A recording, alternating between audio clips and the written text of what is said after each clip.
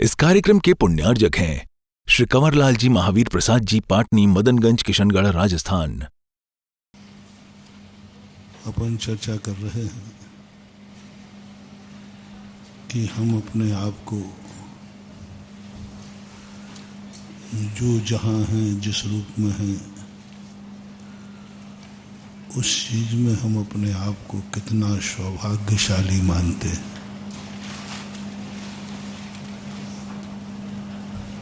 अपने आप के अंदर एक ऐसी अनुभूति हो कि मैं अपने आप में कुछ हूँ, और यह अनुभूति जब व्यक्ति को आ जाती है तो वह दूसरा कदम उसे उठाना चाहिए कि हम अपने आप को अपने आप की खुशियों में ही खुशी मनाते हैं, क्या किसी दूसरे की खुशी में भी हम कभी खुश होते हैं? जिंदगी का सबसे बड़ा दूसरा सूत्र है। पहला सूत्र तो सबसे पहले अपने खुद का सगुण है। सबसे ज्यादा व्यक्ति यदि मंगल होता है तो स्वयं के लिए। वास्तु ने स्पष्ट संकेत दिया कि तुम अपने लिए क्या हो। तुम्हारा हर सोच मनहूस है, तुम्हारे विचार मनहूस हैं, तुम खुद अपनी दृष्टि में गिरे हुए हो, तुम कभी उठ नहीं सकते। तुम अपनी खुद किस्मत को बदनसीब हो, तुम्हारी किस्मत तुम्हें कभी अच्छा नहीं बना सकती। मैं वर्षा युग में भी 2-3 दिन इस बात को कहा था। सबसे पहले ये मत टेंशन में आओ कि मेरे पास क्या नहीं है, उसको मत कोसो, मत सोचो। जो तुम्हारे पास है उसको पहले थैंक्स कहना सीखो। उसके कारण अपने आप को भाग्यशाली मानना सीखो। तुम्हारे अपने आप में हर चीज तुम्हारे लिए शगुन बन जाए। तुम्हारा सोच, तुम सुबह उठो और एक ऐसा अच्छा सोच आवे कि तुम्हारा खुद सबसे पहला शगुन। हमें किसी के शगुन की जरूरत नहीं है। हम कम अपने आप में मंगल रूप हैं। खुद के लिए हम मंगल रूप हैं। हम कुछ साधारण आदमी नहीं हैं। हम खुद अपने आप में इतनी ताकत रखते हैं कि प्रथम मंगल मैं स्वयं हूँ। भगवान बहुत बाद में आते हैं, गुरु बहुत बाद में आते हैं, ये मंगल बहुत बाद में है। सबसे पहला मंगल है तुम स्वयं अपने आप को।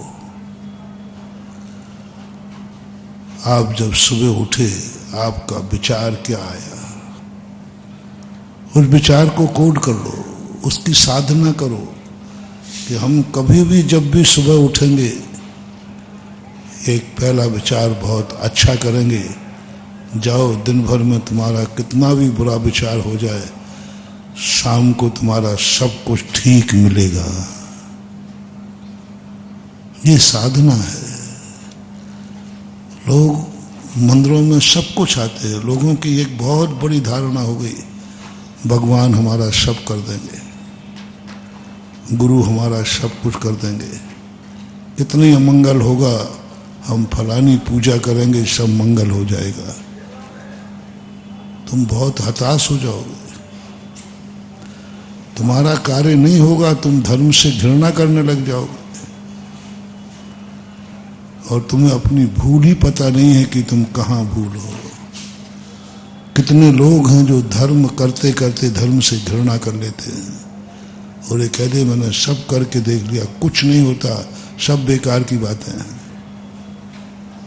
तुम बहुत बहुत निकृष्ट बन जाओगे। और मैंने देखा है ऐसे कई धर्मात्माओं को जो बड़े धर्मात्मा थे, आज धर्म से बहुत दूर हैं, घृणा करते हैं। बिना अभिषेक के पानी नहीं पीते थे, आज दर्शन को भी नहीं आते। गुरुओं के परम भक्त थे, आज वे गुरु का नाम भी नहीं लेते हैं। करोड़ों मालाएं फेरने वाले लोग आज 9 बार नमोकार मंत्र पढ़ने के लिए मन नहीं बनाते। उनकी धारणा बन चुकी है, मैंने सब कर लिया, जो जो शास्त्रों में लिखा, जो जो गुरु ने कहा, मैंने सब तो किया, क्या हुआ? सब तो करके देख लिया, जिसने जो कहा सब कर लिया। जैसे आप लोग जब सब पूरे शाम करने के बाद जब कुछ नहीं होता तो आप हथियार डाल देते, अब मैं क्या करूं, बस एक ही काम रह गया कि मर जाऊं। संसारी व्यक्ति इससे ज्यादा कुछ सोच, जब सब तरफ से वो टूट जाता है और सारे पुरुषार्थ कर लेता है फिर भी सिद्धि नहीं होती, तो अंत में वो कौन सा रास्ता चुनता है? बस एक ही रास्ता है। अब क्या है, अब तो बात एक ही है। इतना छोटा सोच, इतनी छोटी जिंदगी। मैंने बहुत सुसाइड करने वालों का मैंने बहुत इंटरव्यू लिया। मैंने क्यों भाई, क्यों मरना चाहते हो? तो उनके महाराज जी आप बताओ, जी के करूंगा क्या? सब तरफ से टूट चुका हूं, कोई सहारा नहीं है। आप धर्म की चर्चा मत करना, मैं सारे धर्म कर चुका हूं जितने आपने बताए। आपकी सारी बातें ऑनलाइन सुन सुन करके मैंने धर्म कर लिया। वो सब मैंने सब किया है। आप कुछ भी मत बोलना कि मैंने कुछ नहीं किया, मैंने सब कर लिया है। कुछ नहीं हो रहा है, यहां तक कि खाने के भी लाले पड़ गए। अब जिंदा रह के करूंगा क्या, वो बताओ? कुछ नहीं कर सकता, इसलिए मैंने मरने का मन बना लिया है। मैंने किसी ने तुम्हारा साथ नहीं दिया, बोले नहीं दिया, परिवार ने नहीं दिया। बोला जी कौन क्या देगा, जब हमारी किस्मत नहीं हमारा साथ नहीं दिया, हमारी किस्मत ही हमारा साथ नहीं दे रही, तो अब कौन देगा? वहां टूट जाता है व्यक्ति, बहुत बुरी तरह टूटता है जब उसकी खुद की किस्मत उसका साथ नहीं देती है। परायों से नहीं टूटता व्यक्ति। पराये कितना भी धोखा दें, कितना भी परेशान करें, उससे नहीं टूटता व्यक्ति। सबसे पहले टूटता है जब अपने ही लोग उसे धोखा दे देते, जिनको वो अपना मानता था सगा, वो ही दगा दे देते हैं। 50% टूट जाता है। 50% जो टूटता है जब उसकी खुद की किस्मत साथ नहीं देती।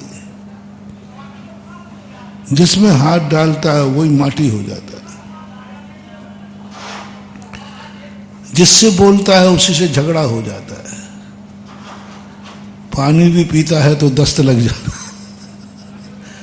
अब पानी भी उसको पचे, अब वो क्या करे? अब किसको दोष दे महाराज बताओ? हमारी किस्मत ही ऐसी है। मैं पानी पी रहा हूं वही नहीं पच रहा है, मैं जिसमें हाथ डालता हूं वही सब।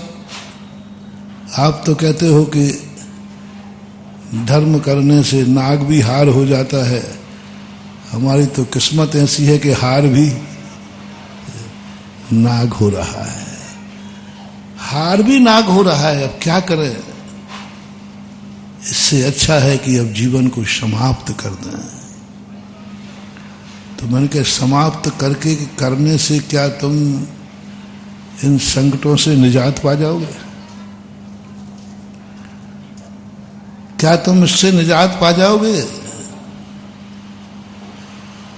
कहीं ऐसा ना हो कि यहाँ के दुखों से घबरा कर तुम सुसाइड कर रहे हो और मरने के बाद इससे भी ज़्यादा संकट आए और तुम्हें फिर वहाँ जो सुसाइड करते हैं घबरा करके, बहुत बड़ा मोटिवेशन सुने महानुभाव पूज्यवर रविशरण आचार्य महाराज, जो सुसाइड करते हैं दुखों से घबरा करके,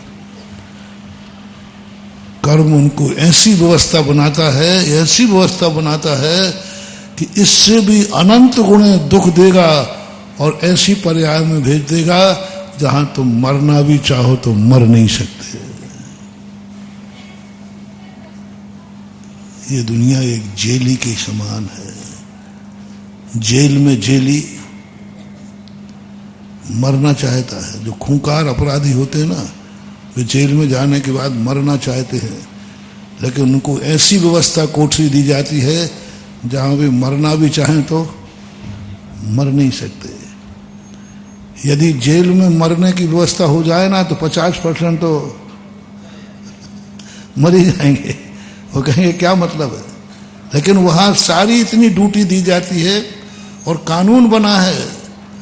पुलिस वाले इसलिए नहीं लगाए जाते कि ये अपराधी भाग ना जाए, इसलिए लगाए जाते कहीं ये सुसाइड ना कर ले, क्योंकि जेल में अपराधी का मरना बहुत बड़ा अपराध माना जाता है। सब सस्पेंड हो जाते हैं जेल में अपराधी मरना। इसलिए ऐसी व्यवस्थाएं बनाई जाती हैं कि वहां मरने का कोई भी गुंजाइश नहीं है, मर नहीं सकता वो। और सबसे ज्यादा लोग मरना चाहते हैं जेल में, लेकिन मर नहीं पाते। ये व्यवस्था तुम्हारे जेल में ही नहीं है, इस प्रकृति के जेल में भी है। प्रकृति में कहा कि ये मरना चाहता है, ये दुखों से घबराता है और दुखों से घबरा के बस एक ही बात सोचता है कि मैं मर जाऊं।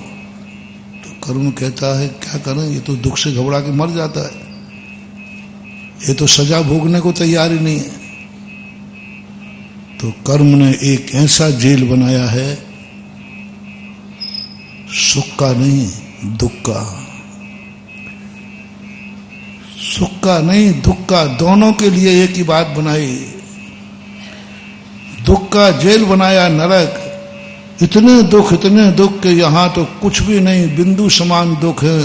तूने सुसाइड कर ली, कर्म कहता है इसको ऐसे नरक में डालो, दुख इससे कई गुने दो, और ये मरना चाहे तो वहां मर, नार की मर नहीं सकता। ये उनके लिए जिन्होंने इतने से दुख के कारण मरने का भाव किया, उनको प्रकृति ने कहा कि वहां नहीं मर पाएगा, मरना चाहे तो मर ही नहीं सकता है, और दुख इससे अनंत गुण है। क्या करोगे सुसाइड करके? दोनों ही में यही व्यवस्था है। कर्म तुम्हें सुखी बनाना चाहता है। तुमने ऐसा अच्छा पुण्य किया है, ऐसा अच्छा पुण्य किया है, इतना पुण्य किया है, इतना पुण्य किया है कि तुम माटी छूते हो सोना होता है। तुम इतने पुण्यात्मा हो कि तुम्हारी जिंदगी तुम ही नहीं चाहते हैं, सारी दुनिया तुम्हें जिंदा देखना चाहती है। तुम इतने अच्छे आदमी होते हैं। कुछ लोग, दो प्रकार के लोग, एक वे लोग हैं जो स्वयं अपनी जिंदगी को नाश करना चाहते हैं, और दूसरा भी कहता है कि ये मर जाए तो अच्छा है, शांति हो जाए। और दुनिया में वे लोग भी हैं जो स्वयं नहीं मरना चाहते हैं और सारा जगत भी उन्हें जिंदा रखना चाहता है। सारा जगत सोचता है कि ये जीवित रहे, इनके जीवित रहने से हमारे लिए बहुत बड़ा काम होगा। ऐसे लोग भी हैं जो दुनिया जिनको चाहती है नहीं ये जीवित रहे, ये हंसते रहें, ये कभी दुखी ना हो। ऐसे ऐसे लोग हैं दुनिया में जो उनको सुखी देखना चाहते हैं, स्वयं दुखी हो जाए तो हो जाए, अपना सुख भी देना चाहते हैं, है कि नहीं? मैं पूछता हूं, हमारे पूज्य गुरुदेव थे, पूरे भारत से पूछता हूं, मैं भी उसमें शामिल होता हूँ। हमारे दुख होने से आचार्य सुख हो जाएंगे तो बोलो कौन कौन फार्म भरेगा? आचार्य को बुखार आ गया और एक वैद्य ने बताया कि आचार्य का बुखार तो उतर जाएगा लेकिन तुझे बुखार आ जाएगा, तो भैया मैं अपना फार्म पहले भरे देता हूं।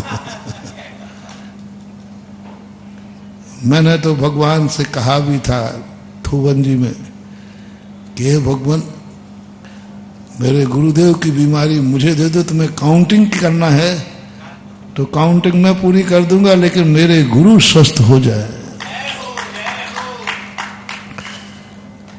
दुनिया अपना जीवन दे करके मेरी उम्र उनको लग जाए। यदि उम्र भी देना पड़ती कि देख आचार्य से तो जीवित रह जाएंगे कुछ साल और, लेकिन किसी एक को जाना पड़ेगा, तो मेरा फार्म तैयार है। क्योंकि वो जिंदा रहेंगे तो ना जाने क्या होगा, अपन को तो क्या। अपनी जिंदगी भी दूसरे को देना चाहते हैं।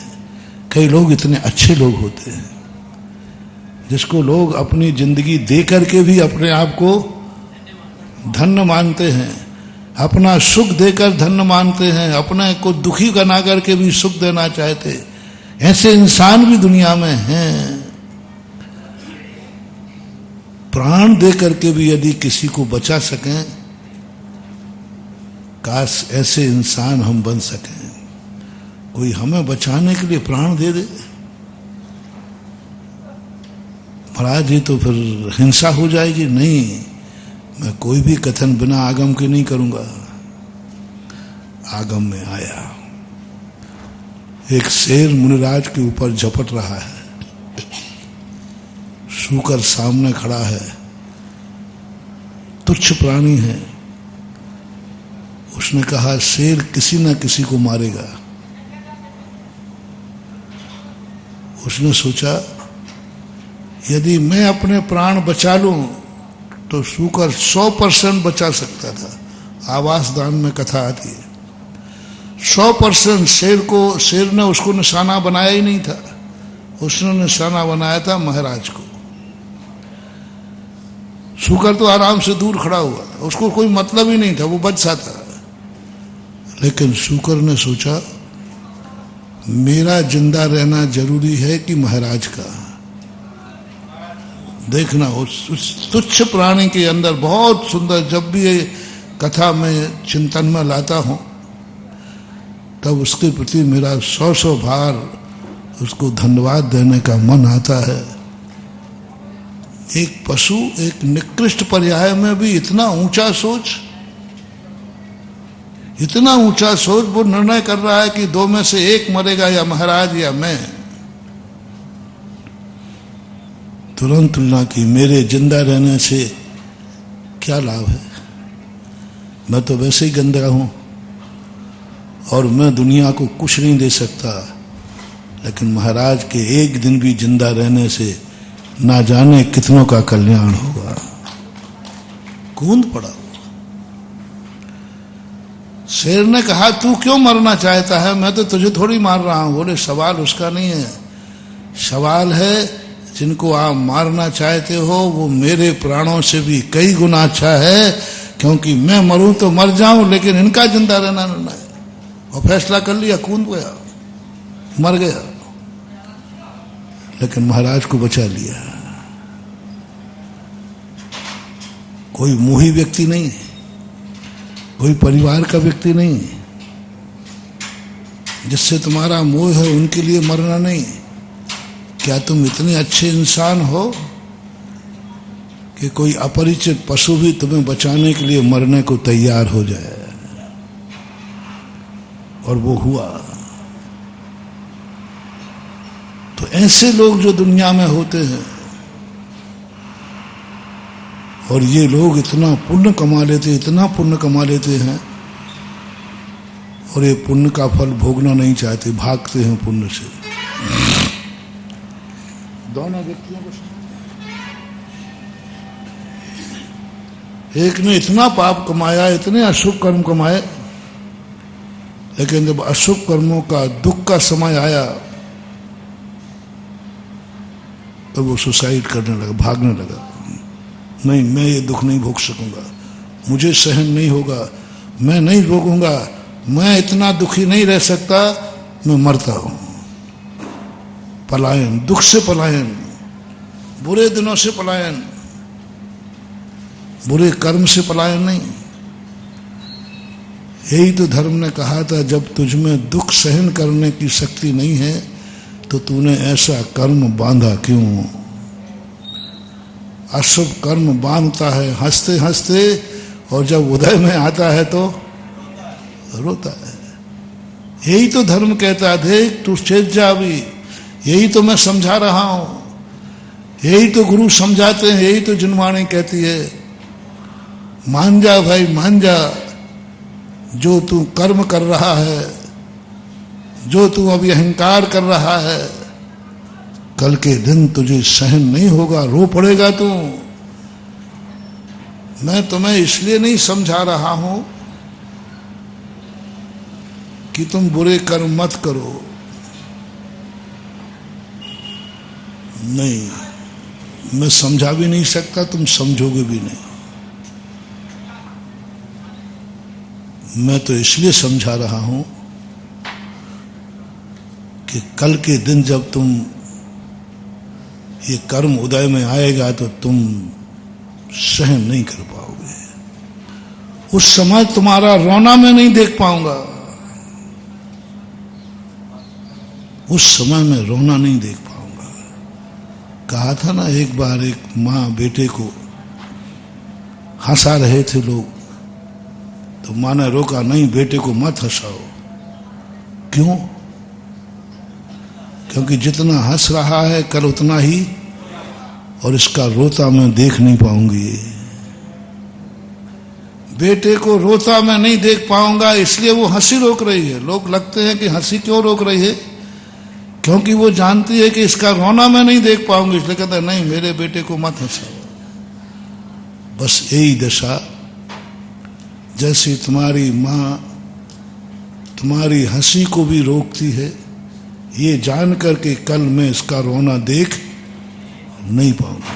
बस यही सीख जब मैंने तो जिनवाणी माँ को देखा, जिनवाणी माँ यही देखा, यही स्वरूप देखा। तुम्हें मौज मस्ती का समय मिला, तुम्हारे पास धन है, दौलत है, ऐसे भोगो, भोग भुलास्ता करो, मस्ती करो। क्यों रोक रही है, क्यों रोक रही है? शराब पीना अच्छा लग रहा है, क्यों रोक रही है? गुटखा खाना अच्छा लगता है, क्यों रोक रही है? रात में खाना अच्छा लग रहा है, क्यों रोक रही है? सारे पंचेंद्रियों के विषय भोगने में अच्छे लगते हैं, क्यों रोक रही है? क्यों? और जिनवाणी जिनेन्द्र देव की वाणी ने तो वो उन सब चीजों पर रोक रही है जो जो कार्य तुम्हें अच्छे लगते हैं। जिनवाणी की बड़ी विचित्रता है, जो जो कार्य संसारी को अच्छा लगता है उसी को रोकती है, उसी को रोकती है। बच्चे को मिट्टी अच्छा लगती है, मां मिट्टी को रोकती है। जो जो तुम्हारे लिए अच्छे लगते, जो जो तुम्हें अच्छा लगता है उसी को रोकती है। तुम्हें अपनों से राग करना अच्छा लगता है, उस राग को रोकती है, अच्छा राग मत करो। अरे भाई क्या करें फिर? द्वेष नहीं करो ये तो समझ में आता है, द्वेष नहीं करो ये तो समझ में आता है, लेकिन राग करो उसी के लिए मना करती, राग मत करो। किसी से घृणा मत करो तो बात समझ में आती, किसी को चाहो भी मत। अब बताओ, राग पकड़ाने पर भी माँ जिनवाणी कहती रहे बेटा राग मत कर। माँ ये तो बहुत अच्छा लग रहा है, दोनों को अच्छा लग रहा है, दोनों को अच्छा लग रहा है। माँ को भी अच्छा लगता है राग, बेटे को भी अच्छा लगता है। अच्छा बताओ, दोनों व्यक्तियों में आप लोग बताओ, तुम दोनों जोशों में एक दूसरे को चाहते हो तो दोनों को वो चाहत अच्छी लगती है कि बुरी? है ना, बोलो अच्छी लगती। कोई भी हो, दो मित्र भी क्यों ना हो, यदि दोनों मित्र भी एक दूसरे को चाहते हैं तो अच्छा लगता है। बाप बेटे एक दूसरे को चाहते हैं तो, और मियाँ बीवी चाहते हैं तो बोल दो ना, जो है सो है, महावीर की जय, उसमें क्या बुराई है। बहुत अच्छा लगता है। मियाँ बीवी पति पत्नी एक दूसरे को बहुत चाहते, बहुत चाहते। मैं तुम्हारे चाहत पे कोई संदेह नहीं कर रहा हूं, तुम दोनों में एक दूसरे के प्रति बहुत राग है। फिर जनवाणी क्यों रोकती है, इतना राग करना अच्छा नहीं। दोनों खुश है, एक खुश हो तो फिर भी ठीक है, देख तेरे राग करने से उसको दुख होता है। दोनों खुश है, दोनों कहते हैं हाँ बहुत अच्छा है, फिर भी रोक रही है, फिर भी रोक रही है। क्यों? जिनवाणी मां अपनी दुश्मन नहीं है। वो जान रही है कि आज तू जितना राग कर रहा है, कल उतना ही इसमें ज्यादा मीठे में कीड़े पड़ेंगे। यही राग तुझे एक दिन अनंत संसार में रुला देगा। और आज तक मैंने कहा था ना एक बार, बहुत सारे लोग आते हैं मेरे पास जो ये कहते हैं कि महाराज ये मुझे बिल्कुल भी नहीं चाहते, ये बेटा मुझे बिल्कुल नहीं चाहता, ये भाई नहीं चाहता। लेकिन आज तक कोई इतना नहीं आया कि महाराज थोड़ा इसको समझाओ, ये मुझे बहुत चाहते हैं। और सबसे ज्यादा खतरनाक द्वेष नहीं है, राग आग दहे सदा तात समाव। द्वेष से तो बहुत बार बैराग हो जाता है, लेकिन राग से बैराग नहीं होता। बीत द्वेषी नहीं कहा मोक्ष मार्ग को, जैन दर्शन को बीत रागी कहा। द्वेष से तो हम कई बार घृणा कर लेते, बहुत थक गया मैं द्वेष करते करते, लेकिन कोई नहीं कह रहा कि मैं राग करते करते थक गया। बहुत मुश्किल होता है, बहुत मुश्किल होता है। पर ऐसे लोग भी दुनिया में हैं। एक सज्जन थे, उनको अपनी पत्नी से बहुत राग था, इतना राग था कि वो रक्षाबंधन पर पीहर गई तो भी वो 2-3 दिन में उसको याद किया, इतना याद किया कि वो तैरना नहीं जानते थे और नदी में कूद गए। कोई नाव थी नहीं, मुर्दा पे बैठ के चले गए, मुर्दे को। अब रात में पहुंचे, कहाँ पहुंचे उनको मालूम था मेरे पीहर में मेरी पत्नी कौन से कमरे में रहती है, पीछे खिड़की खुली थी। अब चढ़े कैसे वहां? गए पछीती चढ़न हित झूलत रहे भुजंग, गए पछीती चरण हित झूलत रहे भुजंग। ऐसी बात, उसको ही पकड़ के चढ़ गया। ऊपर पत्नी ने देखा, सामान्य पत्नी होती तो वो खुश हो जाती, तो मुझे इतना चाहते हो। लेकिन उसने क्या कहा, यह है धर्मात्मा। आपको जब कोई अधिक चाहे तो महानुभाव, आपको नहीं कह रहा हूं, आपको किसी से राग है तो वो उसको मैं वही बता रहा हूं। लेकिन कोई तुम्हें सबसे ज्यादा चाहे तो खुश मत होना। चाहे तो यदि तुम्हें चाहे कि मेरा बेटा, मेरा भांजा, मेरा कोई भी XYZ, मेरा पति, मेरा भाई मुझे बहुत चाहता है, बस अपने कर्म फोड़ो, अपने आप को कहो कि हे भगवान ये क्या हो रहा है, ये मुझे इतना चाहता है, क्या होगा इसका। ये मत सोचो तुम खुश होते हो कि देखो मुझे कितना चाहता है।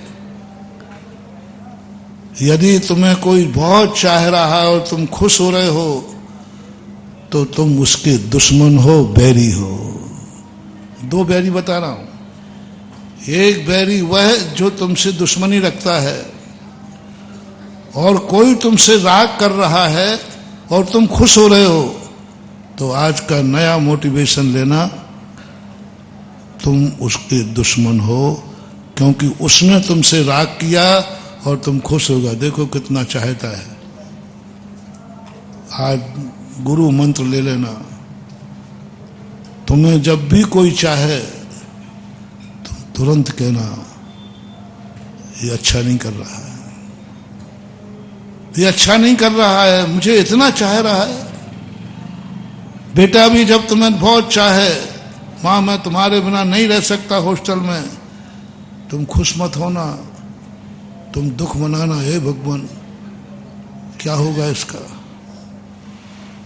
यदि तुम्हें तुम्हारे चाहने पर तुम दुखी हो जाओ तो समझना कि तुम पूर्व भाव के उसके हितैषी हो, और यदि उसके चाहने पर तुम खुश हो जाओ कि देखो मुझे कितना चाहता है, समझ लेना तुम पूर्व भाव के बैरी हो। और कितने % बैरी मान लो? आप ही लोग बोल दो, मैं नहीं बोलता भाई। तो कुछ बातें ऐसी है कि अपन बोलेंगे तो मामला गड़बड़ है। अपन तो कहते ये लठिया है, ये सांप है, अपनी तो 14 है। तुम ही लोग बताओ, कोई तुम्हें चाहता है तो कितने % लोगों को खुशी होती है? हाँ? चलो सुरेश पंडित जी से पूछते हैं। पंडित जी तुम्हें कोई चाहे तो तुम्हें खुशी होती है कि दुख होता है? खुशी होती है। मतलब सही सही बोल रहा है, झूठ तो बोल रहे। किसी से भी अंदाज से पूछ लो, बच्चों से भी पूछ लो, चैनल वालों पे भी यही कहेंगे। आप सब वही सब, बस यही हमारी सबसे बड़ी कमजोरी है, यही हमारी तत्व दृष्टि नहीं है। अभी हम सम्यक दर्शन से बहुत दूर हैं, बहुत दूर हैं। किसी ने मेरे से राग किया और हम खुश हो गए, यही हमारा सबसे बड़ा बाधक कारण है सम्यक दर्शन में। यही हमारे सबसे पहले हमारे सम्यक दर्शन के नाश करती है, स्वभाव को नशा देती है। और तुम्हें भाव आ जाए कि नहीं ये ठीक नहीं कर रहा है, ये राग की आग में जल जाएगा, इसकी दशा उस पतंगे के समान होगी जो बिजली के हैलोजन पर मंडराता है और अंत में उसी में जल के भस्म होता है। ये विचार तुमने कभी किया?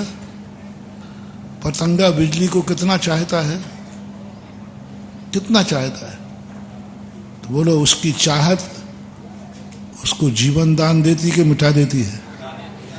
तुम हैलोजन हो और तुम्हारा चाहने वाला पतंगा है जो तुम्हें चाह रहा है, तुम्हारे बिना नहीं रह सकता, और तुम खुश हो रहे हो। तुम्हें नहीं दिख रहा है कि इसकी जिंदगी खराब होने वाली है? तुम्हें ये ज्ञान नहीं आ रहा है? तुम तो सोच रहे हो कि मुझे चाह रहा है, खुश हो। तुम ये नहीं समझ रहे कि इसका नाश हो रहा है, ये मरेगा इसी में, ये नहीं कर पाएगा धर्म, क्योंकि ये मुझे चाह रहा है।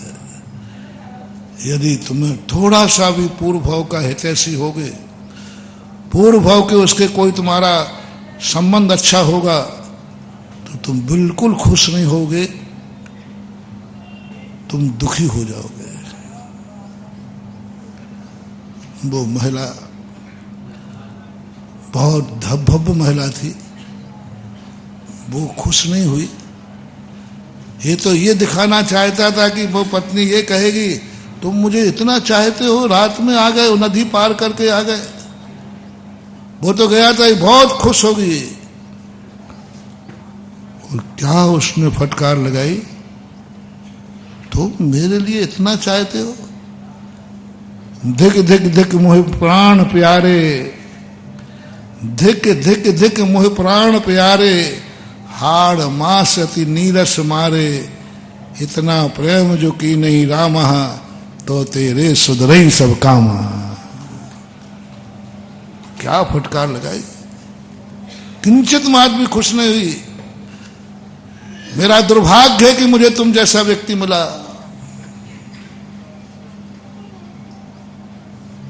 और क्या फटकार लगाई, तुम इतना प्रेम मेरे से करते हो? ये तुम प्रेम नहीं कर रहे, तुम अपना नाश कर रहे हो। और उसकी फटकार ऐसी लगी कि उसी खिड़की से कूद करके जा करके वे महान संत बने, महान संत बने। बस यही जिनवाणी मां तुम्हें बार बार फटकारती है। तुम खुश होते हो, तुम्हें आनंद आता है, उन सब चीजों पर प्रहार करती है। खास तौर से जैनेन्द्र भगव की वाणी, मैंने जैन दर्शन के शास्त्रों को सब एक एक गिन गिन करके उठाया। जो जो चीज तुम्हें अच्छी लगी बस उसी के पीछे पड़ जाए, इसको छोड़ो। क्या छोड़ना क्या नहीं छोड़ना इस पर कोई चर्चा नहीं करेंगे, वो तो तुम्हारी देखिए इसको क्या अच्छी लगती है बताओ, है ना उल्टी मां। तुम्हें क्या अच्छा नहीं लगता उसको नहीं देखती कि ठीक है अच्छा जो तुझे अच्छा नहीं लगता वो छोड़ दे, नहीं वो तो कहते ये देखो पहले इसको क्या क्या अच्छा लगता है, ये किस किस को चाहता है, बस उसी के पीछे पड़ जाएगी कि बस यही तेरा गलत है, बाकी सब ठीक है, इसको तू चाह रहा है यही गलत है, उसके पीछे ऐसे पड़ेगी कि भोजन में सबसे अच्छा कौन सी चीज होती है, नमक, अब उसी के पीछे पड़ गई। अब बताओ भैया नमक बताओ कैसा लगे, नमक के बिना स्वाद तो आता ही नहीं। कोई दुनिया के, मैंने हर दर्शन को पढ़ा, मैंने सब दर्शन की तुलना करता हूं, मुझे पढ़ने का बड़ा शौक है, मैं पढ़ता हूं। किसी भी दर्शन में ये नहीं लिखा आया कि उस चीज को, अब बताओ कोई भी दर्शन ने नमक का त्याग नहीं कराया। अब नमक कितना भी चुटकी बार है, लेकिन उससे अब जिनवाणी उसी के पीछे पड़ गई नमक त्याग कर। अब ये तो ठीक है कोई बात नहीं, रविवार का कर दे, एक दिन का कराएगा लेकिन कराएगी। क्यों समझ में नहीं आता मुझे, अब तो आ गया समझ में, पहले नहीं आता था। वही चीज अब सबको मीठा अच्छा लगता है, मीठे का त्याग। अब 6 रस जो हैं, ये बताओ भैया 6 रस अच्छे हैं कि बुरे? घी, दूध, दही है, मीठा, नमक और ये तीनों ही से तो मजा है, और है क्या खाने में। यदि ये 6 रस निकाल दिया जाए तो भोजन क्या होता है, माटी। लोग तुम यही कहते हो। अब 6 रसों का तो मजा है, 6 रसों का तो आनंद है, और जिनवाणी पीछे पड़ गई कि तू इन 6 रसों को त्याग कर ले। तप बड़ा वन हे तू नहीं तन पोस दे तज रसन को, उसी के पीछे जब तक पीछे पड़ी रहेगी, अंत में ज्यादा नहीं 1 दिन का तो करा के रहेगी, लेकिन रहेगी। ज्यादा नहीं तो रविवार का कर दे, बस करा देगी। 6 दिन की ज्यादा नहीं कर पाए, और उन्होंने 7 दिन की 7 रस्सी बांध दी। बताओ रस्सियों में अच्छी लगने वाली रस त्याग कराया है कि बुरा लगने वाला? 6 रस्सी में देख लो, घी, दूध, दही, सब 6-7 रस, और यही 6 रसों में आता है। अब बताओ भैया घर परिवार अच्छा है कि बुरा? अच्छा है ना। अब उसी के पीछे पड़ गई, इसको छोड़ो, इसको छोड़ो, उसी। अब बताओ भैया कोई दुश्मन हो, कोई बुरे हो, माँ बाप भैया बताओ अच्छे होते कि बुरे? अच्छे होते। बस उसने देख लिया कि इसको सबसे अच्छे कौन है, माँ बाप, पीछे पड़े, माँ बाप को छोड़। धन दौलत अच्छा होता कि बुरा? उसी के पीछे पड़े, इसको छोड़, तो छोड़ा दिया ना। ऐसे पीछे पड़ी कि देखो 16 लोगों को। अब बताओ इनका क्या क्या छुड़ाया, हम लोगों को बताओ क्या क्या छुड़ाया। जो जगत को अच्छा लगता था उसी के पीछे पड़ गई, बस यही छोड़। अब सब छोड़ दिया। ठंड के दिनों में रजाई अच्छी लगती है बुरी भैया, और उसके पीछे पड़ गई, ये छोड़। बोले क्यों? बोले तुझे रजाई अच्छी लगती है ना। कपड़े अच्छे लगते हैं, कपड़े छोड़। अब देखो ऐसे बैठा ली, अब जिनवानी, अब साता है।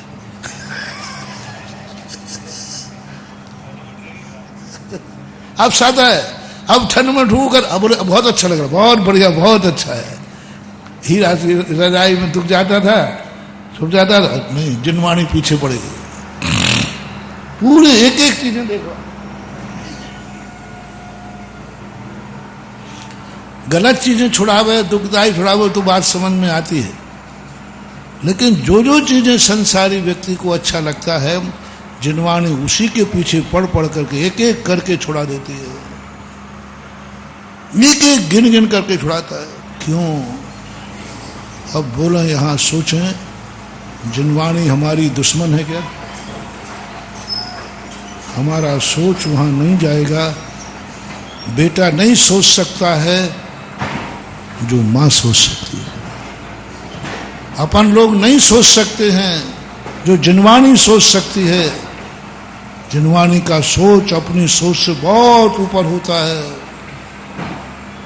वो जब किसी चीज के पीछे पड़ जाए, महानुभाव भयभीत मत होना, तुरंत सोच लेना जिनवानी मना कर रही है, जरूर मेरी भूल है। मुझे भली अच्छा लग रहा है, सम्यक दृष्टि यही कहता है, मुझे क्या अच्छा लग रहा है, मैं वैसी जिंदगी नहीं जीऊंगा। मेरी जिनवानी किसे मना कर रही है, मेरी जिनवानी को क्या अच्छा लगता है, मैं तो वो करूंगा। मेरी जिनवानी को क्या अच्छा लगता है, पहले बताओ जिनवानी मां, तुझे क्या अच्छा लगता है? मैं सटरस भोजन करूं, मैं सटरस भोजन करूं? देखना, तुम्हारी संसार की मां और मेरी मां, तुम्हारी मां यदि तुम सटरस भोजन करो तो खुश होती है। हमने मां से पूछा, मां सटरस भोजन करूं? बोले करना हो कर ले, मेरी तो बहुत दुख हो जाएगा। मैं सटरस भोजन करूं और वो रोती है, दुखी होती है, इस बेटे को कैसे समझाऊं, ये सटो रस का भोजन कर रहा है। और हमारी जिनवानी जिस दिन एक भी रस नहीं ले, बोले बेटा अब मजा आया, वाह शाबाश बेटा, अब मुझे तेरी मां होने का गर्व है कि आज तूने नीरस भोजन कर लिया। हमारी जिनवानी मां आचार्य महाराज से बहुत खुश रहती थी, बहुत खुश रहती थी।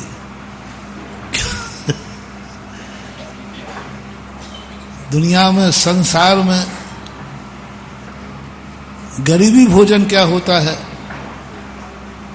सबसे ज्यादा पुअर भोजन था संसार में तो संत शिरोमणि आचार्य विद्यासागर महाराज का था। कितना भी गरीब क्यों ना हो, ये चुटकी नमक तो कम से कम होते हैं ना, उनकी हाजमिली में तो वो भी नहीं, कुछ भी न तो नहीं था।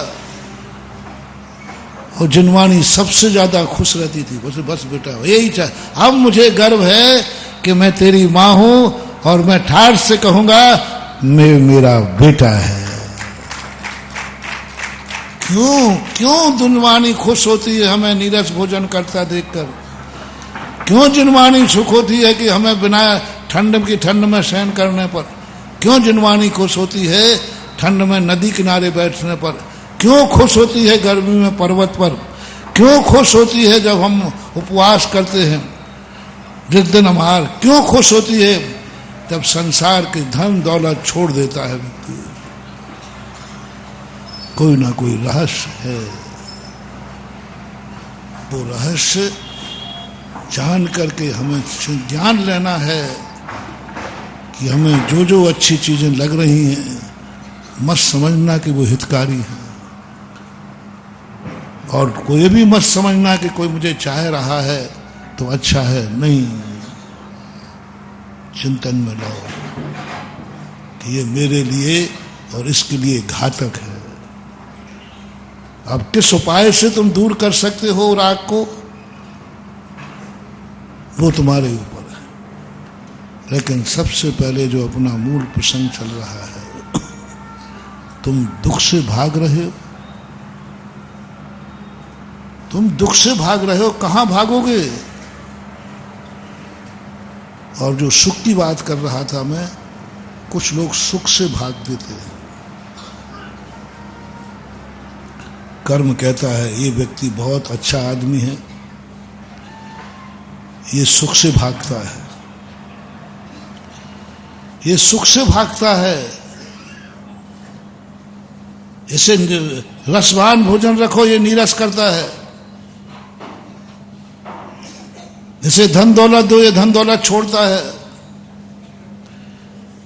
इसे कपड़े दो, ये कपड़े फेंक देता है, जितनी जितनी सुविधाएं दी ये सब छोड़ता है, धन दौलत दिया इसने छोड़ दिया, बैरागी बन गया। दोनों को समझना, एक पुण्य के फल का भोग नहीं चाहता और एक पाप के फल को नहीं भोगना चाहता, एक असाता नहीं चाहता, एक साता नहीं चाहता। और प्रकृति कहती है तुझे सुख और दुख से ऊपर उठना है तो इस संसार में तेरे लिए कोई जगह नहीं है, तू मोक्ष चला जाएगा। और मोक्ष नहीं जाएगा और पुण्य कमाएगा तो मैं तुझे ऐसी दशा में भेजूंगा, अभी तुझे मैंने सब कुछ दिया था, 18 करोड़ घोड़े दिए थे, 84 लाख हाथी दिए थे, ये सब दिया, इनको छोड़ के तू चला गया, इससे भयभीत हो गया। ले मैं तुझे ऐसी योनि में भेजूंगा जहां तू भागना भी चाहेगा तो नहीं भागेगा, पुण्य का फल भोगना पड़ेगा। त्यागी वृत्ति साधु संत मोक्ष नहीं जाते तो इनको स्वर्ग क्यों मिलता है? मनुष्य के मनुष्य बना दे में नहीं, फिर छोड़ देगा। बैरागी पुण्य के फल को भोगेगी नहीं, अभी हाल छोड़ देगा। जितना जितना पुण्य का उदय आएगा ये छोड़ेगा। तो कर्म ने कहा पंचम गुण स्थान से ऊपर मरने वाले की मात एक ही गति है, देवगति। मैंने पहले बहुत सोचा कि मनुष्य मनुष्य बना देवे तो अच्छा है, अभी मुनि बने फिर मुनि बन जाएंगे। कर्म ने कहा नहीं, तूने इतना पुण्य कमा लिया है, या तो मोक्ष जा, नहीं तो तुझे मनुष्य नहीं बनाऊंगे, क्योंकि मनुष्य बनेगा फिर त्याग कर देगा, तू फिर छोड़ देगा, फिर बैरागी बन जाएगा। तो कर्मों से ऐसी योनि में भेजता है जहां तुम मुनि बनना भी चाहोगे तो नहीं बन पाओगे, जिसे देव पर्याय कहते हैं। पंचम गुण स्थान से ऊपर जितने भी जीव हैं नियम से देव गति ही जाते हैं, भी मत लगाना। चौथा गुण स्थान भी लगा लेना, क्योंकि चौथे में बद्धायस्क नहीं है तो आयु नहीं बन रहा है, तो सम्यक दृष्टि कौन सी गति को जाता है? यानी जितने मोक्ष मार्ग हैं सब देवगति जाते हैं। मैंने कि क्यों भेज रहे देवगति? बोले इसलिए कि ये सब पुण्य के उदय को भोगता नहीं है, तो इसलिए इसको ऐसी गति में भेजो कि ये छोड़ना भी चाहे तो नहीं छोड़ सकता। देव कपड़े छोड़ना भी चाहे तो कपड़े नहीं छोड़ सकता, परिवार छोड़ना भी चाहे तो नहीं छोड़ सकता। ये है निधत्त निकाचित पुण्य कर्म फल। हम छोड़ के मरना भी चाहें देव में नहीं मर सकते, पहले पुण्य फल भोगो। बहुत त्याग कर लिया तुमने, बहुत नाटक कर लिए, जब देखो जब त्याग करता फिरता है, जब देखो जब त्याग करता है। अष्टमी आ गई, उपवास करना, रविवार आ गया रसी करना, जो देखो त्याग ही त्याग, त्याग ही त्याग। कर्म ने कहा मैं तो इसके त्याग से परेशान हूं। तो कर्म ने कहा इसका एक ही तरीका है, इसको देव बना दो। ये छोड़ना भी चाहे तो नहीं छोड़ना, मरना भी चाहे तो नहीं मर सकता, भागना भी चाहे तो नहीं भाग सकता, कुछ नहीं कर सकता। वो तो पुण्य का फल भोगना पड़ेगा। उनको देव पर्याय दे दी। जो पुण्य से भागते हैं, पुण्य के फल से भागते हैं, कर्म उन्हें देव बनाता है। और जो अशुभ कर्मों से भागते हैं, दुख से भागते हैं, पाप करेंगे लेकिन पाप के फल से भागेंगे, उनका ये भागता है, इसके जीवन में थोड़ा ही दुख आएगा, ये सुसाइड कर लेगा, सुसाइड कर लेगा, इसको जेल में डालेंगे, मर जाएगा, तो सजा कैसे मिलेगी इसको? तो कर्म कहते हैं एक ही तरीका है। यदि ये मनुष्य पर्याय पाकर के दुख में मरने का भाव करता है, सुना, यहीं से अपनी बात शुरू हुई थी, कभी दुख में आते ही तुम्हें सुसाइड करने का भाव आवे, कभी तुम्हारे मन में ऐसा भाव आए जीवन खत्म कर दूं, मेरा आज का वाक्य याद रखना, कर्म कहेगा अच्छा इसको सुसाइड से तो नहीं रोक पाऊंगा क्योंकि ये मनुष्य है। तुरंत कर्म की मीटिंग होगी और कहा एक ही तरीका है, इसके दुख इतने बढ़ा दो और ऐसी योनि में भेज दो जहां मरना भी चाहे तो मर नहीं सके। और दुख कितने हैं? बिच्छू सहस डसे नहीं तिसो, भूख प्यास सब के सब करता है, और मरना चाहे तो मन नार की मर नहीं सकता। इसलिए सुसाइड करने वालों, कम से कम इतना ही भाव रखो कि हम कितना भी कष्ट आ जाए कभी मरने का भाव नहीं करेंगे, नहीं तो कर्म वहां भेज देगा तुम। इसलिए व्यक्ति को जीवन में सबसे पहले अपने आप को समझो कि तुम अपने आप के लिए क्या सगुन हो, तुम किसके अपशगुन पे बैठे हो, कौन अपशगुन? सबसे पहला वास्तु ने कहा तुम सबसे पहला तुम्हारा खुद का सगुन, सुबह उठते ही तुम्हारे मन में क्या विचार आया। प्रवचन की शुरुआत अपनी यहां हुई थी, कैसे अपनी जिंदगी को सगुन बनाए। तुम खुद के लिए ही मनहूस हो गए हो, तुम खुद के लिए अशुभ हो गए हो। जैसे उठते ही तुम्हें बुरा विचार आ जाए, समझ लेना तुम्हारे दिन भर तुम्हारी जिंदगी अशुभ है। ये साधना करो, यही हम लोग अभ्यास कराते हैं कि दिन भर में तुझे जो करना है सो कर, कम से कम सुबह उठते ही तो एक बार भगवान को याद कर ले, बस इतना तो कर ले। सुबह उठते ही एक बार तो विचार अच्छा कर ले, दिन में जो तुझे करना है सो कर। मैंने आजकल कुछ टिप्स तैयार की है आप लोगों को, क्योंकि तुम्हारी पूरी जिंदगी तो नहीं बदल सकते। अभी नया वर्ष आया, मैं साल भर तुम्हारे पीछे नहीं पड़ सकता, लेकिन आपके भविष्य को उज्जवल बनाने का भाव तो आता ही है। तो मैंने एक कहा, एक दिन मेरी बात मान जाओ, एक दिन मेरी बात मान जाओ कि 1 जनवरी को किसी होटल में नहीं खाना, 1 जनवरी को गुटखा मत खाना, 1 जनवरी को शराब मत पीना, 1 जनवरी को जुआ मत खेलना, क्योंकि ये तुम्हें शुभ मानते हो, मानते ना कि नया साल है।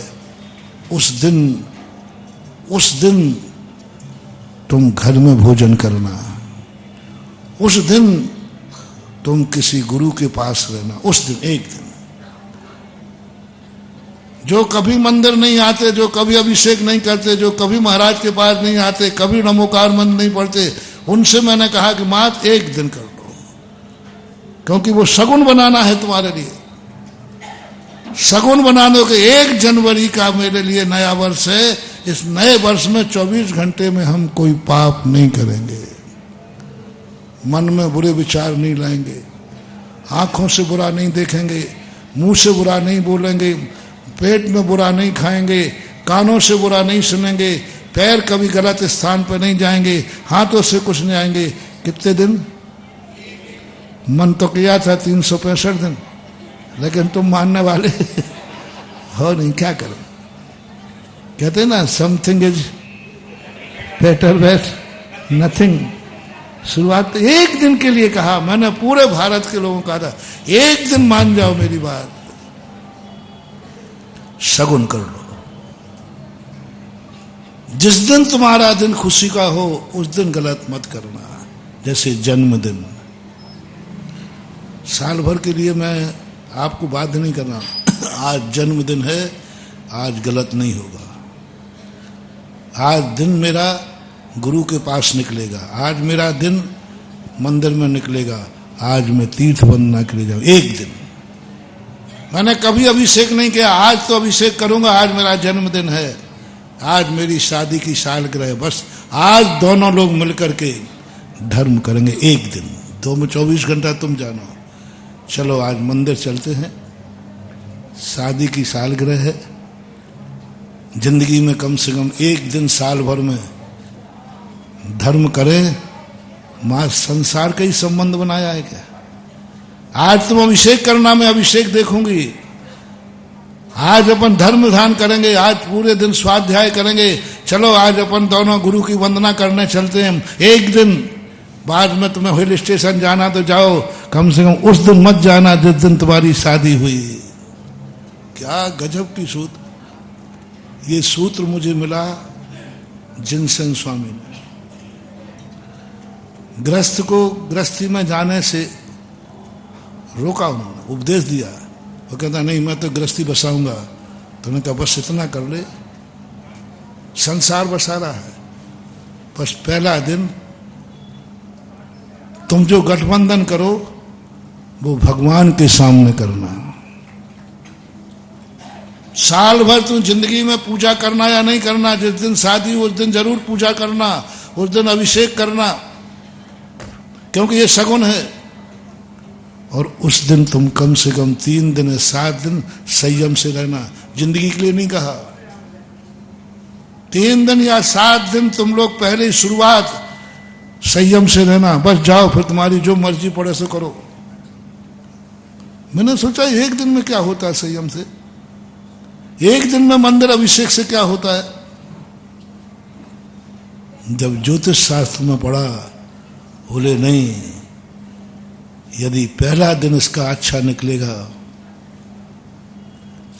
पहला दिन यदि मंदिर के सामने निकला है, दोनों के विवाह में बंधन के पहले भगवान के सामने हैं, विवाह के पहले दिन दोनों अभिषेक कर गंधोदक दे रहा है, अभिषेक कर रहा है, तो नियम से इसकी जिंदगी का अंतिम दिन भी भगवान के सामने निकलेगा। फर्स्ट इंप्रेशन इज, शुरुआत कहाँ से हुई? अपन लोग समझते हैं, अपन समझ नहीं पाते ये होता क्या एक दिन से। नहीं, वो पहला दिन तूने भगवान के सामने गठबंधन किया है, भगवान के सामने तूने अभिषेक दिया गंधोदक, देखना उसका प्रभाव। कितना भी तुम भटक जाना, कहीं भी किसी भी भटक जाना, अंतोगत्वा अंत में वो उसके प्राण निकलेंगे, तो भगवान का नाम लेते निकलेंगे। ये रहस्य है जिनवाणी का। तुम समझते हो इसमें होता क्या है? नहीं, बहुत कुछ होता है। और इसी बातों को देख करके लगाया, first impression is last impression. पहला दिन तुम्हारा सही निकला है तो आखिरी दिन सही निकलेगा। बस जिंदगी को और कुछ बना पाओ या नहीं बना पाओ, इकोनॉमिक्स की कॉपी बना लो, पहला पन्ना सही लिखो, आखिरी पन्ना सही लिखो, बीच में तुम्हें जो भरना है सो भर दो।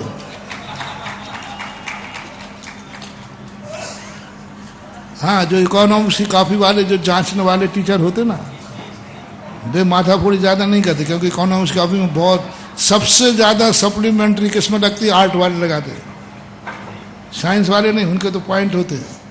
आर्ट वाला सबसे ज्यादा सप्लीमेंट्री लगाता है। वो काफी जांचने वाला भी पहला पन्ना पढ़ता है और आखिरी पढ़ता है और नंबर दे देता है। ऐसे यदि तुम, हम लोगों की जिंदगी तो साइंस की जिंदगी है, प्रैक्टिकल जिंदगी है। ये मोक्ष मार्ग तो प्रैक्टिकल है, यहाँ गप्पे मप्पे नहीं चलती, यहाँ बीच में नहीं, यहाँ तो हर पन्ना जांचा जाता है। पन्ना ही नहीं, हर लाइन जांची जाती 24 घंटे। चाहे उठो, चाहे बैठो, चाहे सो, चाहे खाओ, चाहे पियो, 24 घंटे तुम्हारी कॉपी जांची जाएगी। लेकिन तुम हो आर्ट के विद्यार्थी, और आर्ट के विद्यार्थी का तो मामला इतना है, सप्लीमेंट्री लगा देगा। वो जांचने वाला भी कहता है, वो कहता है कुछ नहीं। गृहस्थ के लिए कहा कि पहला पन्ना देख लो, इसका पहला दिन कैसा गया, और आखिरी देख लेना, बीच की जो कहानी है उसको पढ़ना ही नहीं। इसलिए ये जो सोच है, फर्स्ट इंप्रेशन लास्ट इंप्रेशन, ये आज से 1000 साल पहले पूज्यवर जिनसेन स्वामी का सोच था। 1000 साल पहले, जो आज अपन इंग्लिश में पंक्ति बोल रहे हैं, 1000 साल पहले 10वीं शताब्दी के आचार्य, उन्होंने उस समय सोचा कि नहीं, तो मात्र पहला दिन सही कर ले, मैं तेरे पीछे नहीं पड़ूंगा, प्रतिदिन मैं नहीं करूं, बस पहला दिन तू सही कर ले, जन्म का दिन तू सही कर ले, बस जिस दिन तू मंदिर आए वो दिन सही कर ले, बस जिस दिन तू शादी कर रहा है बस वो दिन मंदिर में व्यतीत कर दे, बस कुछ नहीं करना। वो 24 घंटे भगवान के सामने रह जा, उस दिन का तू उपवास कर ले, उस दिन तू पूजा कर ले, बस उसके बाद तेरी जिंदगी तू जाने, तेरा काम जाने। क्योंकि उनको विश्वास है कि यदि पहला दिन इसका सही रुक रहा है तो आखिरी दिन भी। बस एक चौघड़िया होता है ज्योतिष में, चौघड़िया जानते हो, कोई जोगड़ में चौघड़िया होता है। आप उस चौघड़िया में देखना, जिस दिन चौघड़िया, पहला चौघड़िया जो होगा, शाम का चौघड़िया भी वही होगा, नियम है। रात का भी यही, पहला चौघड़िया यदि काल का है तो शाम भी काल का है, और पहला चौघड़िया लाभ का है तो शाम का लाभ होगा। उस चौघड़िया को पढ़ के भी मैंने कहा ये क्या सिस्टम बैठा ला, प्रतिदिन का देख लेना, पहला चौघड़िया जैसा है वैसे ही लास्ट का है। इससे हमें जिंदगी को शिक्षा मिलती है कि पहला दिन हमारा सही है, आखिरी दिन भी, और सुबह का भूला शाम को वापस आ जाए तो उसे भूला नहीं कहते। इतना ही कर लो रे तुम लोग, इतना ही कर लो कि हम जो भी त्योहार का दिन, दिवाली के दिन हम कुछ गलत नहीं करेंगे। और सबसे ज्यादा जुआ किस दिन खुलता है? एक दुर्भाग्य। मैंने जुआड़ियों से कहा, मैंने कहा भाई, कहीं महाराज एक दिन की छूट दे दो, हम जिंदगी में कभी जुआ नहीं करना। किस दिन? दिवाली। मैंने कहा उसी दिन का त्याग कर दे, बाकी खेल लेना। यही तो सब गड़बड़, सारे त्योहार तुमने अशुभ कर दिए जो तुम्हारे सगुन थे। इसलिए आज सारे जगत से मैं ये कहना चाहता हूं कि आपका जन्मदिन यदि आपको अच्छा हो तो, और आप सोच रहे हो कि हमारा जन्म बेकार है, तो नहीं कह रहा हूं। यदि तुम्हें जन्मदिन की खुशी हो, उस दिन कुछ गलत नहीं करना, उस दिन गलत नहीं सोचना, उस दिन गलत मत देखना, उस दिन गलत मत बोलना, उस दिन गलत संगति में नहीं जाना। हो सके तो अच्छा सोचना, अच्छा देखना, अच्छा बोलना और अच्छे लोगों की संगति में रहना एक दिन। यदि तुम्हारी शादी की सालगिरह यदि तुम अच्छा मानते हो तो, और बर्बादी मानते हो तो नहीं बोल रहा हूं। बोले महाराज हमारा सबसे काला दिवस वही था। कौन सा? अच्छा, वो लोग शादी का काला दिवस कौन कौन मानता है?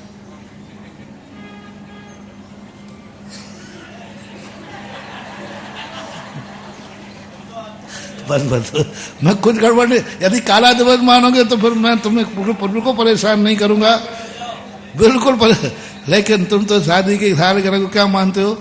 अच्छा मानते हो। वो कौन सी 25वीं है, कौन सी में? अरे गजब बनाते हो। और 50वीं में तो दोबारा कर डालते हो। आजकल एक नई फैशन हो 25वीं 50वीं में। चलो कोई बात नहीं, मैं आपकी खुशी पर कोई ज्यादा परेशान नहीं करूंगा।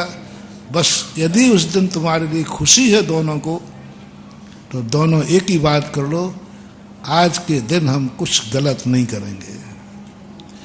आज का दिन हमारा तीर्थ क्षेत्र में, आज के दिन हिल स्टेशन पर नहीं जाएंगे, आज के दिन होटलों में नहीं जाएंगे, आज का दिन खुशी का दिन है, आज किसी तीर्थ क्षेत्र पर जाएंगे। आज धर्म ध्यान करते हुए व्यतीत करेंगे, तीर्थ की वंदना करेंगे, गुरु के सानिध्य में रहेंगे, अच्छा कार्य करेंगे, अच्छा सोचेंगे। एक दिन, बस एक दिन। बोले जिनसेन स्वामी की खोज थी कि तुम इनके पीछे ज्यादा मत पड़ना, तुम अपने भक्तों से एक ही कहना, यदि कुंवारा हो तो और शादीशुदा हो तो इसे कहना, बस एक ही नियम ले ले, शादी के दिन हम कुछ गलत नहीं करेंगे, भगवान के सामने शादी करेंगे, एक दिन कर ले, बाकी इनके पीछे मत पड़ना, तू चिंता मत करना, एक दिन तू सही कर दे, आखिरी दिन मैं सही कर दूंगा। भगवान ने कहा तू अपने भक्तों को एक दिन संभाल ले, आखिरी दिन मैं संभाल लूंगा, और जिसका प्रथम और आखिरी संभल गया तो इससे सस्ता और क्या माल निकालूं, इससे सस्ता और क्या निकालूं। ऐसे ही कोई दिवाली यदि तुम्हें शुभ हो तो कोई गलत कार्य नहीं, आज दिवाली शुभ है। और वही बात मैं कह रहा हूं, यदि तुम्हारा प्रथम मुहूर्त उठते ही तुम्हें दिन अच्छा निकालना है, मैं कुछ नहीं कह सकता कि अच्छा निकलेगा कि नहीं, लेकिन तुम सुबह उठ करके, जो वास्तु ने हमें मोटिवेशन दिया है, सुबह उठ करके एक साधना कर लो, जैसे बने तैसे सुबह उठते ही मन में बुरा विचार मत आने देना, जैसे बने तैसे जो तुम्हें करना पड़ करो।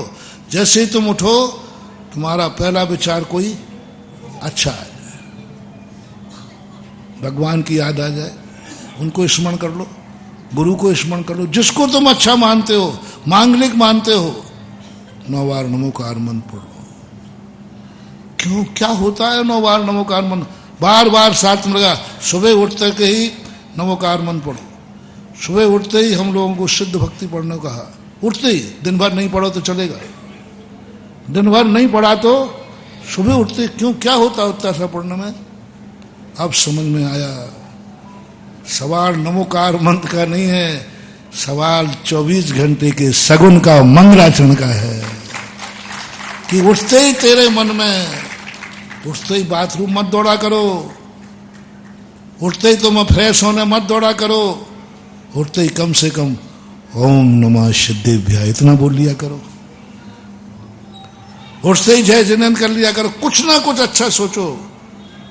आप देखना, दिन भर की तो गारंटी नहीं लूंगा, लेकिन शाम को जब तुम लौटोगे आपका उतना ही अच्छा होगा जितना प्रातः काल हुआ था। क्यों कहा जाता है सुबह भगवान के दर्शन करने को? दिन में भगवान बदल जाते हैं क्या?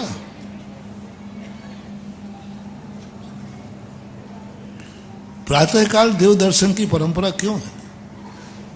दोपहर में कर लेंगे, शाम को कर लेंगे, दर्शन ही करना है ना। कई लोग कहते हैं तुम्हारे दर्शन ही करना, हम कभी भी कर लेंगे। नहीं, सवाल दर्शन का नहीं है महान भाव, सवाल सगुन का है। सुबह उठते ही इन आंखों से हम किसी का दर्शन नहीं करेंगे,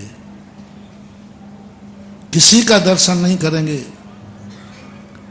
कुछ नहीं मिलता है, अपने हाथों को यूं खोल लीजिए और आपके इन 4 उंगलियां दिखेंगी आपको। उठते ही बहुत बड़ा सगुन बता रहा हूं, आप अपने दोनों अंजलि खोलिए और आपकी सामने कितनी है? 4 4 8 उंगली हैं और 8 उंगली में 3 पोरे हैं, तो 8 3। बस ऐसा करके, मांगने के लिए नहीं खुलवा रहा हूं, नहीं तो तुमको मिले माए।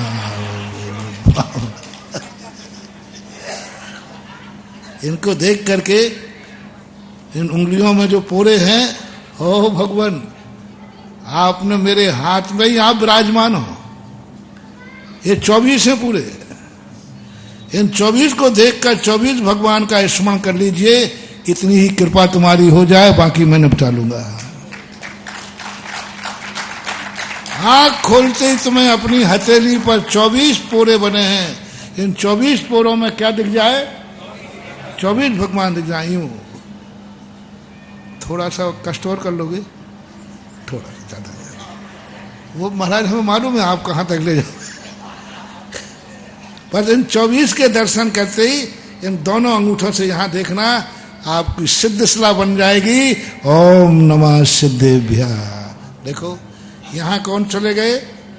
उंगलियों पे 24 भगवान, और अब इस अंगूठे से एक अंगूठे को देखो, क्या बन गई? चंद्राकार। बस, और इस चंद्राकार में अपनी उंगलियां ही सिद्ध भगवान हैं, और अंगूठे जो अंगूठे सिद्धालय हैं, इन्हीं को नमस्कार कर लो। ओम नमः सिद्धेभ्यः। ये 24 तीर्थंकर ऐसे, और जब ऐसे करो तो ये सिद्धशिला बन जाएगी, ये उंगलियां ही सिद्ध भगवान बन जाएंगे। ओम नमः सिद्धेभ्यः कह लीजिए, इतना सा अपनी आंखों से कर लीजिए। लो, आंखों का मंगलाचरण हो गया।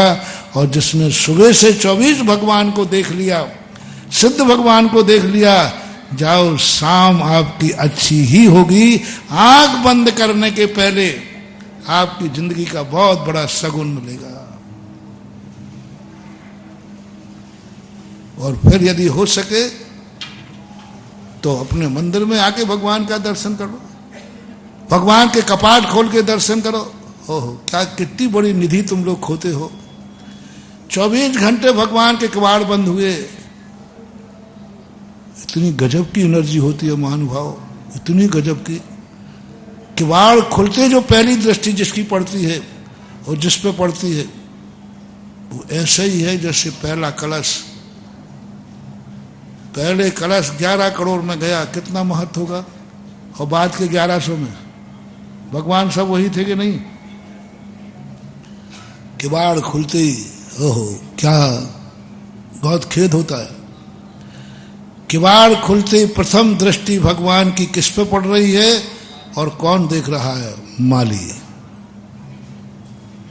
पहले किवाड़ कौन खोल रहा है? माली की दृष्टि प्रतिमा पे पड़ रही है और प्रतिमा की दृष्टि माली पे पड़ रही। क्या होगा? वो तो मजबूर है, भगवान का दरवाजा नहीं खोल रहा है, वो तो चढ़ी हुई द्रव्य के लिए दरवाजा खोल रहा है, वो तो मजदूरी के लिए दरवाजा खोल रहा है। उसे भगवान से कोई लेना देना नहीं है। मैं तो सही वो चाहता हूं कि भगवान का दरवाजा खुले तो भगवान भी भक्त को देखें और भक्त भी भगवान को देखे। पहला प्रथम दृष्टि। लाइन लगाओ सुबह से बैठ करके। माली नहीं खोल पाए उसके पहले यहां लाइन लग जाना चाहिए। बोले क्यों? बोले भगवान का प्रथम दर्शन करने के लिए। पर पहली दृष्टि दर्शन करके चले जाओ, अंदर मत जाना, कुछ मत जाना, कहीं नहीं करना। बस माली से कहना चाबी मैं खोलूंगा, माली आ जाना तो चाबी माली पास है, खोल कर तुम बस भगवान को अपनी आंखों से देख लेना और भगवान की दृष्टि तेरे पर आ जाओ। जिंदगी का शगुन हो गया, आगे मैं तुम्हें परेशान नहीं करूंगा। बाद में मंदिर आ जाओ तो तुम्हारी मर्जी, नहीं आओ तो। लेकिन पहले किवाड़ खुलते ही प्रथम दर्शन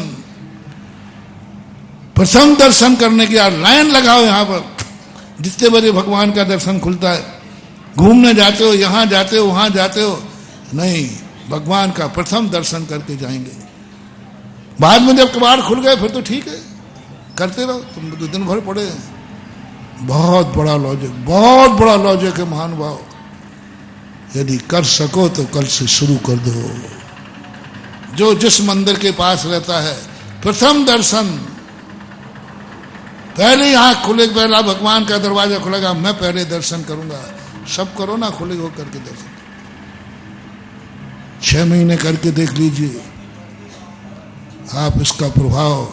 24 घंटे में बैठकर भगवान का दर्शन करना और सुबह किवाड़ खुलते पहली दृष्टि भगवान पर पड़ना, बहुत बड़ी चीज महानुभाव, बहुत बड़ी चीज। ये आंखों का हो गया।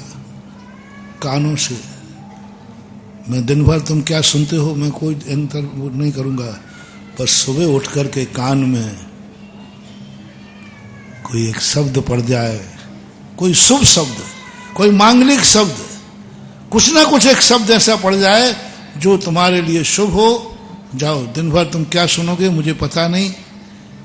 यदि ये नियम तुम्हारा बन गया कि मैं सुबह उठते ही कोई दूसरा शब्द नहीं सुनूंगा, नमोकार मंत्र सुनूंगा, जय जिनेन्द्र सुनूंगा धर्म का, तो मेरी गारंटी है तुम्हारे प्राण निकल रहे होंगे और तुम्हारे कानों में नमोकार मंत्र चल रहा होगा। नमो कोई ना कोई सुनाने आ जाएगा, कोई ना कोई, क्योंकि तुम्हारा नियम था कि हम सबसे पहले कानों में क्या सुनेंगे। आप देखना मरते समय आपके प्राण निकल रहे हो, कोई ना कोई आ जाएगा जो नमो रिहंताणम कह रहा होगा कानों में, उसी समय तुम्हारा मरण हो रहा होगा। और नमोकार मंत्र पढ़ते हुए सुनते हुए मरण हो जाए, इससे बड़ा और क्या सगुन है। मात्र इतनी सी साधना करना है, साधना शुरू करो। ऐसे ही मुख में उठते ही कोई गलत शब्द नहीं, उठते ही कोई गलत शब्द नहीं, इतना सा बोल दो जय जिनेन्द्र, इतना सा बोल दो नमो ह्यंताड़म, ओम नमः सिद्धेभ्या, मुंह से कोई शुभ शब्द निकालो। सबसे बड़ा शगुन तुम्हारे मुख से निकला हुआ मंगल शब्द सबसे बड़ा शगुन है। दुनिया के सारे शगुन एक तरफ रख दीजिए और तुम्हारे मुंह से निकला हुआ जो शब्द है वह शगुन और अपशगुन, और उठते ही तुम्हारे मुंह से गलत निकल गया, जाओ अपशगुन हो गया। और जब तुम घर से बाहर निकलो तो यदि मन हो सबसे पहले घर से बाहर कदम रखेगा तो पहले मंदिर के लिए कदम रखेगा, पहले, बाद में नहीं कह रहा हूं मैं। आज बाद के संबंध में कुछ नहीं, बाद में तुम 100 बार आओ मंदिर या नहीं आओ मंदिर, बस घर से पहला कदम जाएंगे तो सबसे पहले कहां जाएंगे? मंदिर जाएंगे, उसके बाद ही कहीं जाएंगे। बस पहला कदम मंदिर के लिए बढ़ा दीजिए और मंदिर आ जाइए। बाद में दिन भर तुम्हें जहां घूमना है, जो घूमना है करो, पहला शुरुआत मंदिर की करिए। ये है शगुन। ऐसे सब चीजों पर लगा लीजिए, सब चीज पर जितना भी हो। मकान बनाया है, सबसे पहले वहां नागल क्या है? नागल क्या है? ये घर की पूजा क्या है? ये सम्यक दृष्टि क्यों कर जाता है? यही कि घर में सबसे पहले मैं भक्तांबर का पाठ करूंगा, शुभ करूंगा। जिंदगी में फिर कभी होवे या नहीं होवे, लेकिन प्रवेश करते समय हमारे भारत की परंपरा है कोई ना कोई धर्म का कार्य करेगा तभी मकान में जाएगा। भाई जिंदगी में फिर कभी होवे या नहीं होवे, लेकिन जिस मकान में शुरुआत ही धर्म से हुई। और कल परसों मैंने कहा था आप धन कमाओ लेकिन पहली कलम धर्म के नाम पर जमा भी करो, नामे डालो, पहली कदम भगवान के धर्म के नाम की होगी। पहली तुमने कोई भी नागल किया है, आज पहली इनकम, आज दिन भर में जो भी आएगा वो सब उपभोग में नहीं रहेगा, वो सब किसी ना किसी दान में जाएगा। एक दिन मान ले व्यापार जैसे तुमने किया है, आज का पैसा गलत कार्यों में नहीं, आज का पैसा धर्म में जाएगा, क्योंकि आज मेरा व्यापार का पहला दिन है। एक दिन इतना नहीं कर सको तो पहला ग्राहक, पहली कलम, पहले बार जो ग्राहक आएगा उससे जो भी इनकम होगी वो सीधा धर्म कार्य में जाएगा और किसी कार्य में नहीं जाएगा। वही खाता शुरू करो, भली 5 रुपया लिख दो, भली 1 रुपया लिख दो। नियम बन जाना चाहिए जैनी का कि जैनी के बही खाते के हर दिन की कलम में पहली कलम धर्म के नाम की होगी, अंत की कलम मैं लिखवा लूंगा, पहले तुम लिख दो। पहली कलम तुम लिख दो, अंत की कलम तो प्रकृति लिखवा देगी, तुम्हारा भाव होगा ही होगा, अपने आप होगा, लेकिन पहली कलम धर्म के नाम की होगी। गाड़ी तुमने खरीदी, कोई बात नहीं, पहली है गाड़ी किसी तीर्थ पर, किसी मंदिर के दर्शन करने जाऊंगा, उसको बैठकर किसी अच्छे कार्य में तुम्हारा जब करना करो, पहला कार्य, पहले दिन गाड़ी कहां जाएगी? पहली गाड़ी स्टार्ट होते ही मंदिर जाएगी। पहली बार गाड़ी खरीदी है, सबसे पहले दर्शन तीर्थ से थोबंजी जाएगी। शुरुआत उसको और कहीं जाएगी नहीं, उसके बाद तुम्हें जहां जाना है जाओ। ऐसा यदि तुमने ये जो टिप्स आज मैंने दिए, इन टिप्सों को जीवन में उतार दिया तो बहुत बड़ी चीज है। अपनी जिंदगी को मनहूस मत बनाओ, अपनी जिंदगी स्वयं के लिए मनहूस ना हो जाए, हम स्वयं के लिए अशुभ ना हो जाएं, हम स्वयं के लिए अमंगल ना हो जाएं। और जो स्वयं के लिए अमंगल है उसका मंगल कोई करने वाला नहीं है, इसलिए अभी 2-3 दिन से जो प्रवचन चल रहे हैं कि तुम अपनी दृष्टि में क्या हो, कुछ तो सौभाग्य मानो, कुछ तो अपनी जिंदगी में ऐसा करो जिस पर तुम्हें गर्व हो और अच्छा लगे। समय आपका हो गया। इतने के महावीर भगवान की।